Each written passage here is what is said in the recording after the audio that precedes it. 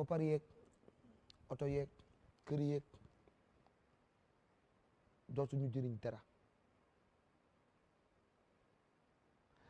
des fois damay waxtaan ak suma gars yi ma génn ay kaddu mu naqari leen ñenn ñi tiit am naa grand frère bu ñu wax Youssou Dieng daf may wax ne yow di ñu mës a war di nga jékki-jékki ne bàyyi naa way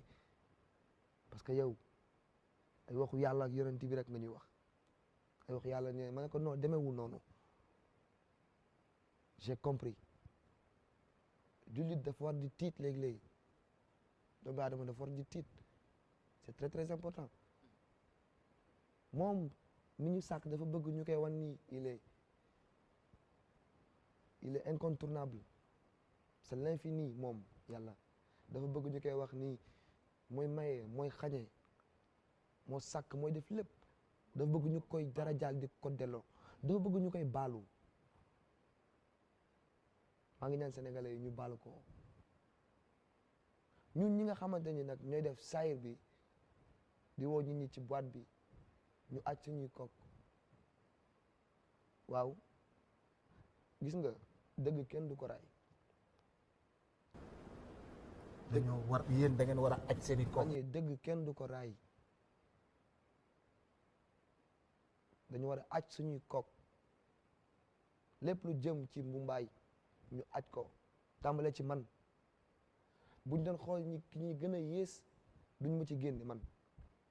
kon xam nga man baaxuma jaam bi gën a xeeb bi gën a yées tàmbale naa ko ci suma bopp dañu aj suñuy kook xam nga dañu wax allahumma jaal fi qalbi nuura wa fi lisaani nuura wa min basari nuura wa min xawfi nuura wa min taxti nuura wa min amaami nuura wa jaali fi nafsi nuura wa axzilni nuura allahumma axlis zaata baynina wa alif bayna xulubina واهدنا سبل السلام ونجنا من الظلمات إلى النور فجنبنا الفاحش ما زار منها وما بطن اللهم بارك لنا في أبصارنا وقلوبنا وذرياتنا وتب علينا إنك أنت التواب الرحيم وجعلنا شاكرين بنعمتك مسلمين خابين لها واتم علينا يا رب العالمين. C'est pas du hasard ñu bind ko aujourd'hui